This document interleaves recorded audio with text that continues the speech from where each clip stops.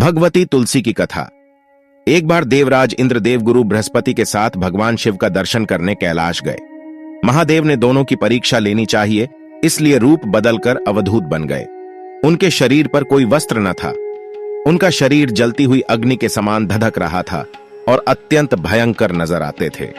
अवधूत दोनों के रास्ते में खड़े हो गए। इंद्र ने एक विचित्र पुरुष को रास्ते में खड़े देखा तो चौंके। वीडियो में आगे बढ़ने से पहले चैनल को सब्सक्राइब कर लो। जब भी हम कोई भी वीडियो अपलोड करेंगे तो सबसे पहले आप देख सके। अभी तक चैनल को सब्सक्राइब नहीं किया कर लो। वीडियो में आगे बढ़ते हैं। इंद्र को देवराज होने का गर्व घेरने लगा। उन्होंने उस भयंकर पुरुष से पूछा, तुम कौन हो? भगवान शिव अभी कैलाश पर विराज रहे हैं या कहीं भ्रमण पर हैं? मैं उनके दर्शन के लिए आया हूं।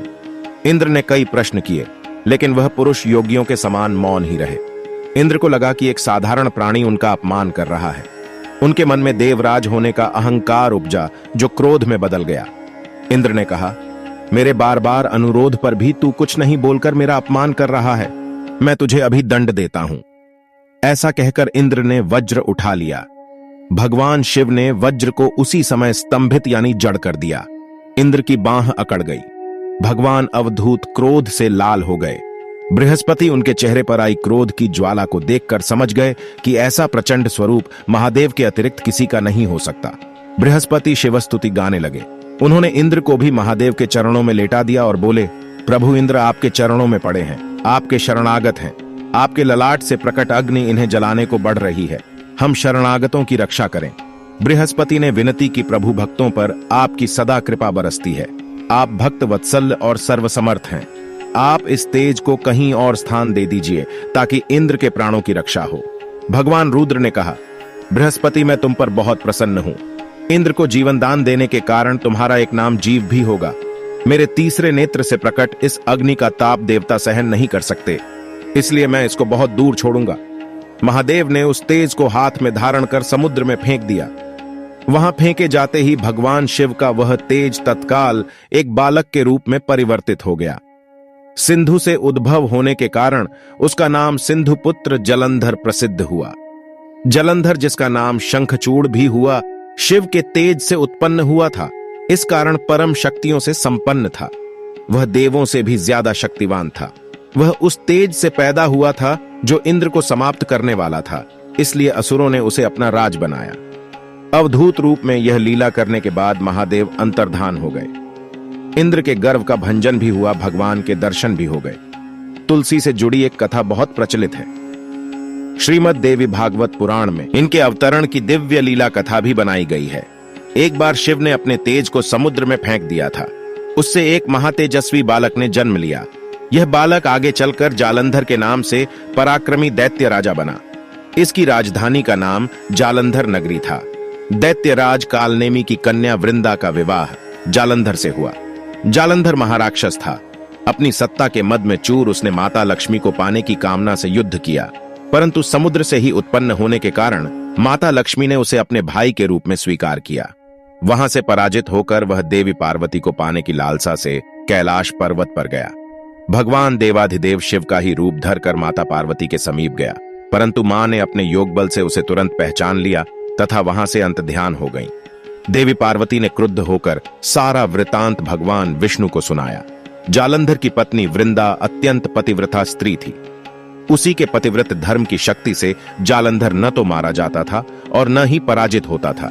इसीलिए जालंधर का नाश करने के लिए वृंदा के पतिव्रत धर्म को भंग करना बहुत जरूरी था। इसी कारण भगवान विष्णु ऋषि का वेश धारण कर वन में जा पहुंचे, जहां वृंदा अकेली भ्रमण कर रही थी। भगवान के साथ दो मायावी राक्षस भी थे, जिन्हें देखकर वृंदा भयभीत हो गईं।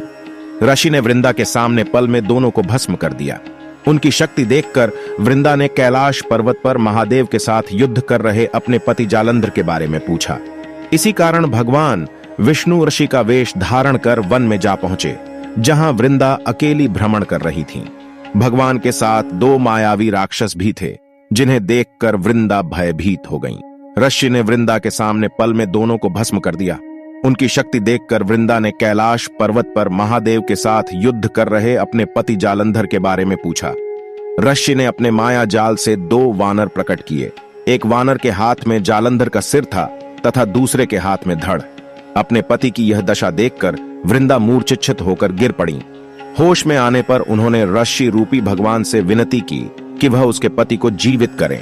भगवान ने अपनी माया से पुण्य जालंधर का सिर धड़ से जोड़ दिया, परंतु स्वयं भी वह उसी शरीर में प्रवेश कर गए। वृंदा को इस छल का जरा आभास न हुआ। जालंधर बने भगवान के साथ वृंदा पतिव्रता का व्यवहार करने लगी, जिससे उसका सतीत्व भंग हो गया। ऐसा होते ही वृंदा का पति जालंधर युद्ध में हार गया। इस सारी लीला का जब वंदा को पता चला तो उसने क्रुद्ध होकर भगवान विष्णु को शिला होने का श्राप दे दिया तथा स्वयं सती हो गईं। जहां वृंदा भस्म हुई वहां तुलसी का पौधा उगा। भगवान विष्णु ने वृंदा से कहा, हे वृंदा, तुम अपने सतीत्व के कारण मुझे लक्ष्मी से भी अधिक प्रिय हो गई हो। अब तुम तुलसी के रूप में सदा मेरे साथ रहोगी। जो मनुष्य भी मेरे शालिग्राम रूप के साथ तुलसी का विवाह करेगा उसे इस लोक और परलोक में विपुल यश प्राप्त होगा। जिस घर में तुलसी होती है वहां यम के दूत भी असमय नहीं जा सकते। गंगा व नर्मदा के जल में स्नान तथा तुलसी का पूजन बराबर माना जाता है। चाहे मनुष्य कितना भी पापी क्यों न हो, मृत्यु के समय जिसके प्राण मंजरी रहित तुलसी और गंगा जल मुख में रखकर निकल जाते हैं, वह पापों से मुक्त होकर वैकुंठ धाम को प्राप्त होता है। जो मनुष्य तुलसी व आंवलों की छाया में अपने पितरों का श्राद्ध करता है, उसके पितृ मोक्ष को प्राप्त हो जाते हैं। उसी दैत्य जालंधर की यह भूमि जलंधर नाम से विख्यात है। सती वृंदा का मंदिर मोहल्ला कोट किशनचंद में स्थित है। कहते हैं इस स्थान पर एक प्राचीन गुफा थी जो सीधी हरिद्वार तक जाती थी। इसी तरह ज्ञान पाने के लिए हमारे चैनल को सब्सक्राइब कर लेना। मिलते हैं आप सभी किसी नई वीडियो के साथ। पूरा वीडियो देखने के लिए धन्यवाद।